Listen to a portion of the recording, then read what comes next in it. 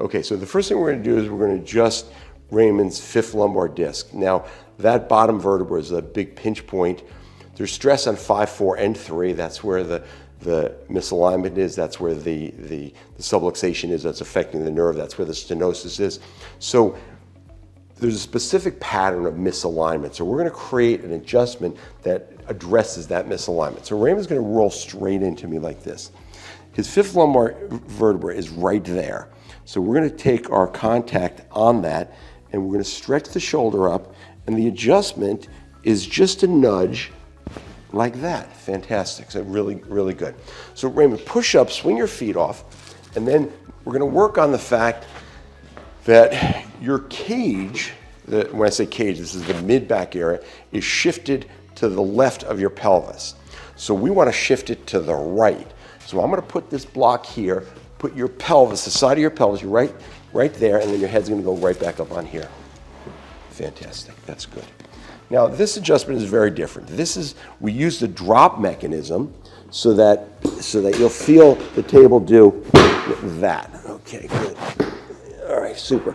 So you're going to shift the ribs down to the right. I'm going to lean against it like this, and we're just going to create a little nudge like that. Very good. Now, you're doing the corrective movement. You're muscularly engaging this. You're pressing. I'm putting some extra stress, and then we create the impulse of the drop piece like that. That's really good, and we're going to do that one more time and press forward. So that was started to stretch out, so it got a little too easy. We'll put a little more tension and shift down and shift and shift. Bravo. Push up and swing your feet off. Very good. Okay, so the next thing we're going to do, there's another part of the subluxation where the lower part of your cage is dropped this way. So we're going to help to lift you up here to get that one subluxation on the lower thoracic.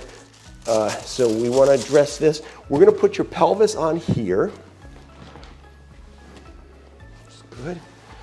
And we're going to just open this up to create a little bit of extra there. And we're going to press like this, and we're going to stretch that all the way down. That's good. I like the feel of that. I think I'm going to try that to lift underneath that a little bit more and shift down. Oh, that feels better. All right, very good. Push up. Super. Okay, Raymond, I'm going to take the block away, and you're going to lie face down, no block. So we're just going to adjust this one vertebra right there and just drop that straight down and exhale, let your body just relax. Beautiful. And I'm going to set it like that. That's really good. All right, push up. That's really good. Okay, and the last thing we're going to work on is the very lower neck. Now, there's a reversal in your neck arch, and if the fusion caused it to stay that way, but there's they put stress on an individual vertebra in the upper back. So we're going to create just a little nudge. There's limited motion because of the fusion. We're going to just take this one vertebra and we're going to set that back into place. Very good. Super. Very good. Great.